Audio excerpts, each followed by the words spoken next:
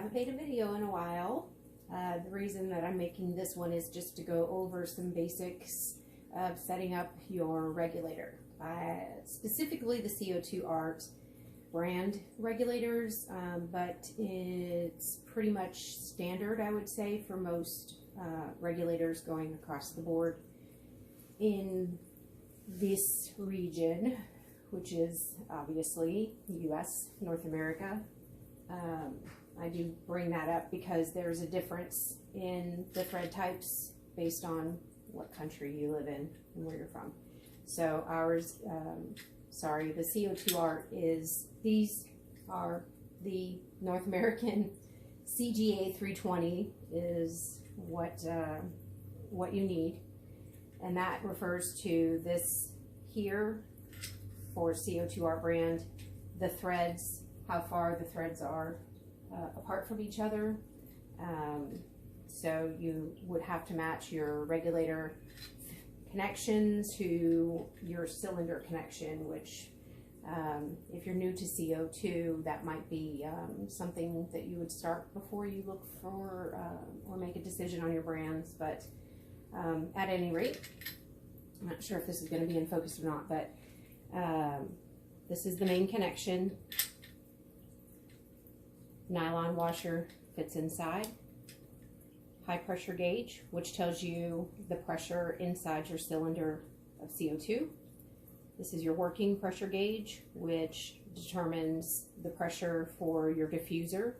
It goes through here and up your bubble counter.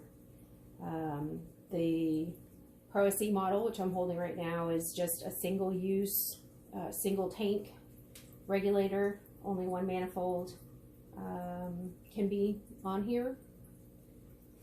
This is your dial, which tells you, or actually it increases and decreases your pressure for your working pressure. So depending on the diffuser that you choose to use, will dictate what the PSI setting needs to be for your working pressure. The same is true for this model, which is the Elite. Both of these do get connected the same. The biggest difference between these two, obviously, this one, you can add on additional manifolds.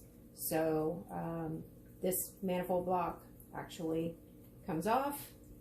Your additional manifolds will go next to the manifold block, solenoid block, I think this is called actually, and then this on the end. And again, your working pressure knob here, working pressure, high pressure, main connection, solenoid coil, and this is where your power supply goes. So I'm going to pause and do a close-up of the connections, and this way I can see what I'm doing. So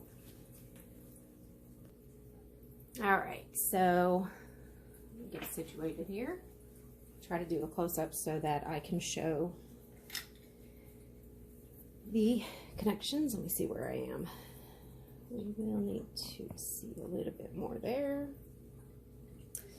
All right, so the way I do it is you have a high and low, so you know when you are on low, it's when this is closed. I recommend going to low and then opening it just a little bit. And so this is the tool that you will need, or something similar to this. This is the best, in my opinion, to use because it's adjustable. So where's the camera? There we are. So the nut just sits inside this connection.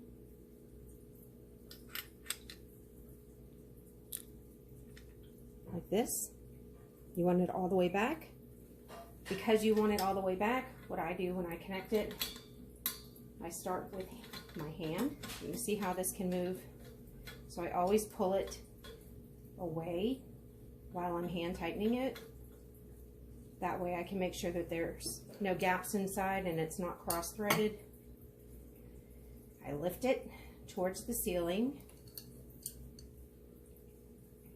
Hopefully you can see what I'm doing here. And then you tighten your main connection And the reason I lift it towards the ceiling is because it always moves. So this way it's facing in the right direction. Then, let's see, this a little bit. Got everything is connected.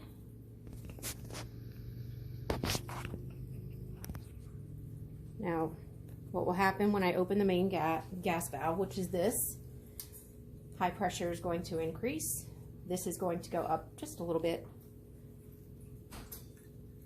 There we are. So this is telling me, I'd say I'm about half empty on this tank.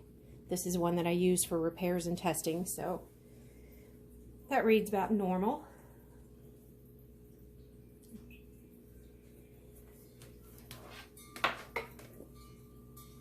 Everything looks just as I described it. So that's low, open it just a little bit. That's just what I do. Power. Increase the pressure. You can see the bubble counter is now moving. Most of the ceramic diffusers are going to need at least around 30 psi. This is how you fine-tune your bubble rate. And of course, it does a lot easier right now because there's nothing connected to it, but the Pro SE from co2art does have a cap out at about 40 psi.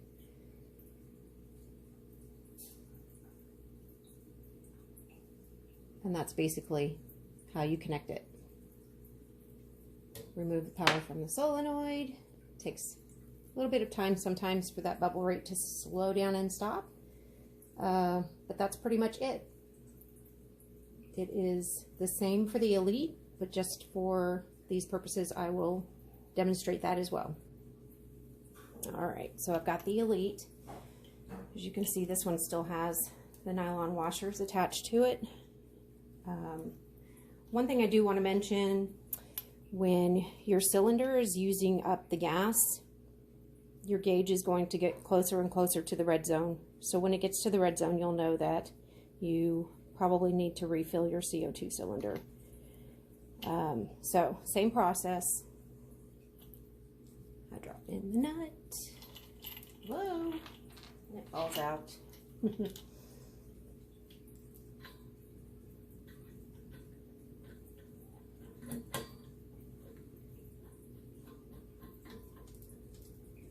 Hand tight, and then my wrench, hold the body in place. Looks good. Let's see.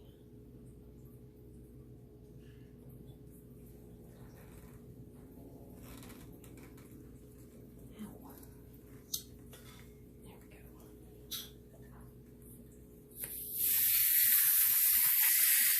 Never a good thing to hear. I believe the reason I'm hearing that is I have a leak. My O-ring is bad in my valve.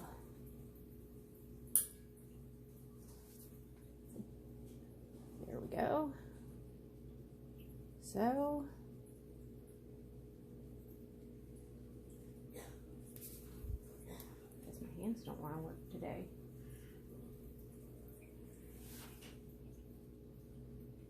The higher the pressure, the faster the bubble rate. So if you make a change here, this increases automatically. So you'll have to make adjustments if you do that. When running multiple manifolds, obviously your pressure is going to have to be higher because you're sending out more gas. And as far as what to do when you need to change your cylinder, the only thing you need to do is remove the power, close your gas valve. That's not normal, just so you know. That's just because I need to change the O-ring. And that's it. So because of that leak, all the gas that was in here has already left this regulator. But normally right there is where you would get a big hiss of air. It's not air, it's a hiss of gas, but get your new cylinder, just put it on. The reason for this, your gauges will be at the same exact settings that you had them at before. Same thing with your needle valve. And this also increases the life of your gauges. As you can see with the Elite model, you have these rubber stoppers. When these gauges get overpressurized, these pop out and there's no way to replace them. You have to replace the entire gauge. So hopefully this video helped to understand the basics for setting up your CO2 regulator. And again, these are the co2art brand regulators. If you have any questions, you can reach us at co2art support